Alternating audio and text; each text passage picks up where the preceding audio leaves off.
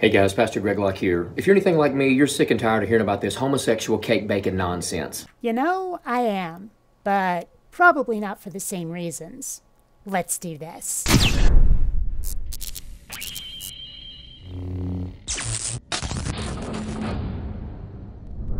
Greetings, fellow space travelers. BionicDance here. And hey, meet my robot buddy Mel. Hello. He might be joining us from time to time. Anyway, we've heard quite often the religious fundy bakers who refuse to scrawl a frosting message on cakes for gay weddings. And it's getting pretty silly. Unfortunately, it's a fight that needs to keep happening until a clue is gotten regarding tolerance. Look, Mr. Jack out in Colorado has served homosexuals for many, many years, but it's different when you are targeted by them. The LGBT, ABCDEFG, whatever the foolish acronym is at this particular point, they've gone overboard. They have fake outrage, selective drama. It doesn't take much research to find out that this is bullshit. Nobody is targeting this baker. When this couple wanted a cake, one of them asked his mother, Frickin' mama's boy. his religious mother, for advice on where to get their wedding cake. She was the one who suggested this Jack fellow for the job, and she was flabbergasted when the guy turned him down. Now, let's face it, there is absolutely no possibility for everybody to get their way in this case. Someone is going to be disappointed. But only one of them can be disappointing. So the real question becomes, who is actually being intolerant? Who is being mean to someone else? And also, does one side of this dispute have a duty to the other side? If you open a business, you've tacitly agreed to serving everybody. A baker refusing to make a custom gay message is no different in principle than denying black people the right to sit at your lunch counter, and it doesn't matter what you believe, religious or not. Your business must allow it. And why don't they get up and go try that nonsense at a Muslim bakery? See if they get their tails thrown out in the street and see what happens then. They wouldn't be suing them. No, this is an absolute positive target. It is a target on evangelicals with actual convictions. This is what happens when you base your religion around a martyr. You think everybody's out to get you. Help, help, I'm being repressed. They didn't go to this guy because he's a Christian. They went to him because he's allegedly good at what he does. So quit acting like everyone's on your case. Sheesh. Look, time out, bucko. I don't really give the flip of a wooden nickel who you have sex with.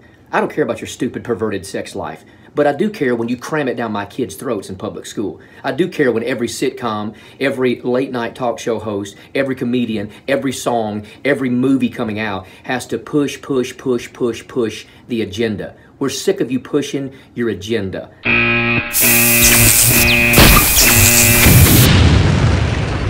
He has got to be kidding. After the amount of time his evangelicals have spent trying to jam prayer and creationism into public schools, forcing it on other people's kids, he's going to get grouchy that homosexuals just want a little acceptance from the general public?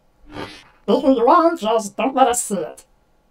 And so at the end of the day, Mr. Jack and whoever else can serve whoever he jolly well pleases. It's his business. Don't just target them and then have selective fake drama and outrage. Oh my goodness, we're emotionally scarred. No, you're emotionally scarred because you're a pervert and you do things that are an abomination to God. But he doesn't give a flip who we sleep with.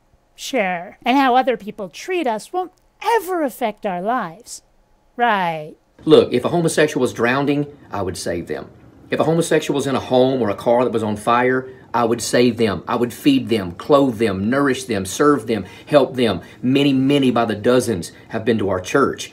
And so just because I won't perform a same-sex wedding, or because I won't make a cake, or because I have some convictions that seem to be outdated and old-timey, now I'm a bigot, now I'm a discriminatory monster, give me a break. Of course that makes you a bigot. If there is a service you will provide to some people but not to others, based solely on a trait that you don't like, yet which causes you no harm whatsoever, yeah, you're a bigot. I know it can be difficult to accept that about yourself, but if the premise is that you get to treat some people as being worth less than others simply because there is a trait of theirs you don't like, yeah, you're the villain of this piece. You better know something. Christians have a lot more rights than you give us credit for, and if we ever figure that out, we'll get whoever we want in office. It's time to stand, Christians. Having done all, to stand. against this perverted nonsense of this corrupt culture in which we're living. I don't know why it just cuts off like that. It's in the original video.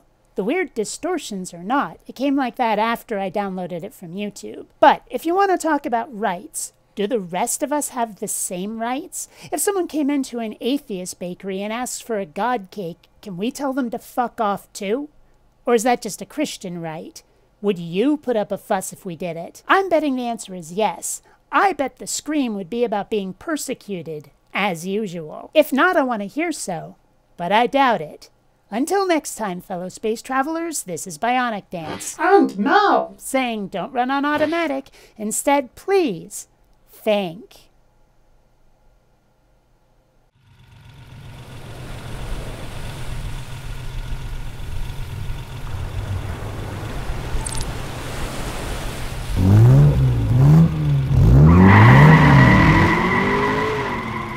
Even YouTubers need Ferraris. Please donate on Patreon.